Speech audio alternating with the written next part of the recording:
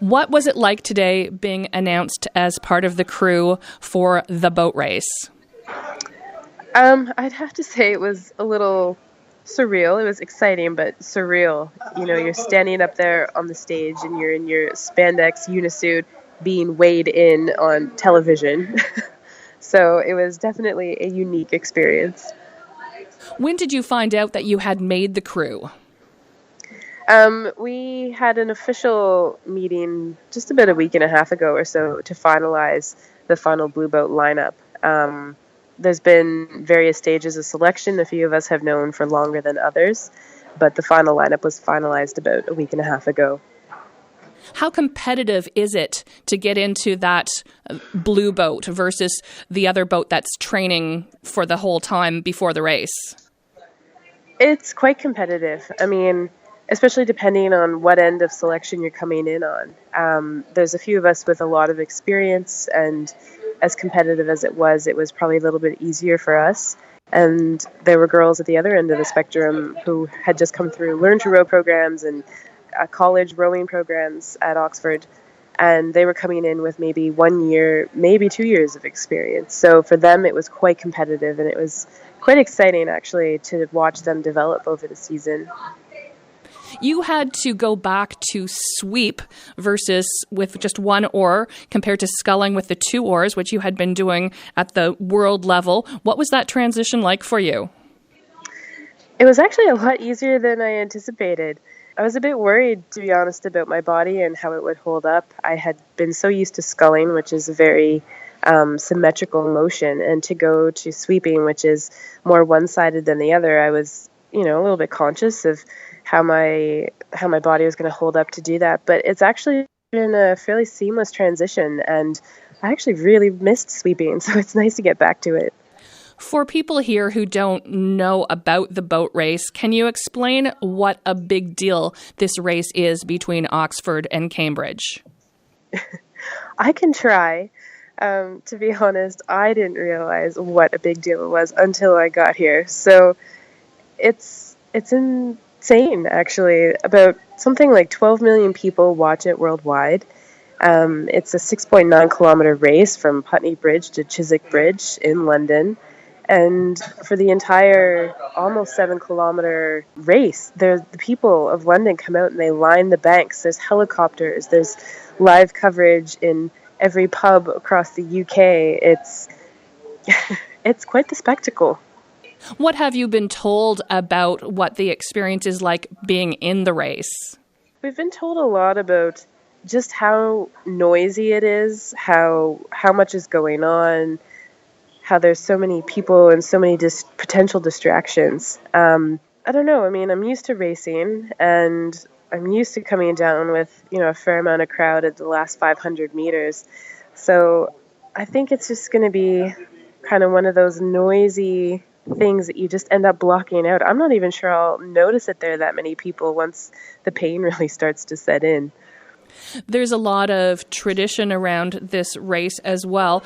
What is it like being part of that on the Oxford side? The tradition part is exceptional, actually. One of the things we just learned about is the women don't smile. And so we're all about the game face, hair back, no smiles, minimal makeup, look as fierce as possible.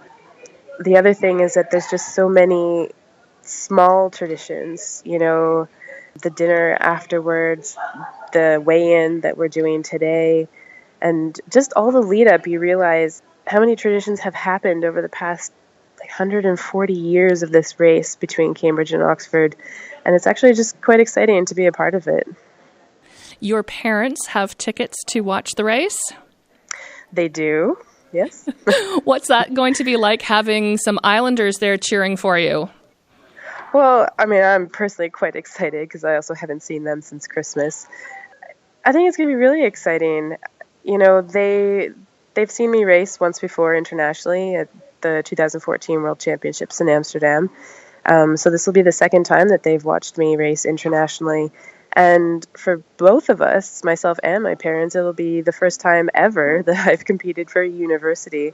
I was a late entry into rowing, and so my undergrad days, I didn't row. I didn't row until I was close to doing my master's degree. So I think this is going to be quite an experience for both of us.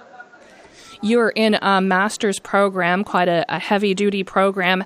How are you going to balance all the hype around the race, all the training that you're going to have to do in that final week with what you have to be doing with your studies?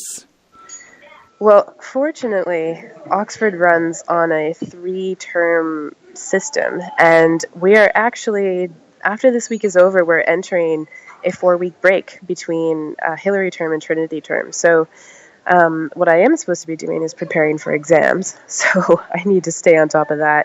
But I actually won't have any scheduled classes for the next 4 weeks, so the timing is quite impeccable. What's it going to be like knowing that there are all those people around the world watching, probably a lot of people here on PEI? Exciting. I think just knowing how many people are out there rooting for us, no matter what happens, it's always exciting. You know, it was exciting when I was traveling and competing internationally for Canada, and I think equally to be in part of such an iconic race as this, it's just nice to know how much support there is back home. Have you been hearing from your Team Canada fellow rowers? I have. You know, I mean, we created such a bond over the past 6.5 years. Some of us will be friends for a lifetime. So I've had a few notes from teammates and past teammates wishing me luck, and I'm a bit slow in getting back to everybody with all the hype and stuff going on. But they definitely keep in contact, and I keep in touch with them, and you know, always tune in to see how their training is going as well. It was interesting watching highlights from last year's race. They were very difficult conditions. I think the Cambridge boat almost swamped, and Oxford won. Any idea how you're feeling going into this race? You know, last year was obviously unfortunate, and I think, you know, the opposition, Cambridge, will be looking to right that wrong, and Oxford is looking to defend its title. It's interesting, we don't talk a lot about the competition between the two teams on a day-to-day basis, but it's something that we're very aware of, and we go out and we practice in rough water as often as we can, and we just try and think, if it is windy and it's bad weather, let's capitalize on it and be prepared for that push from Cambridge to try and make up for last year. How does the pressure of this race compare with, say, a world championship? It's interesting because they're two entirely different things. And the fact is there's way more hype around this race than there is about world championships. They're two entirely different worlds of rowing. The boat race attracts international rowers from all around the world to come to Oxford and Cambridge every year to not only complete degrees, but to also compete in the race. But internationally, there isn't this amount of hype. There always is at World Championships, but even still, I don't think that World Championships has 12 million people viewing the race. Well, I think a lot of people here on PEI are looking forward to watching. So that's Sunday, April 2nd. Yes. Well, thank you for joining us on this very exciting day. Thank you.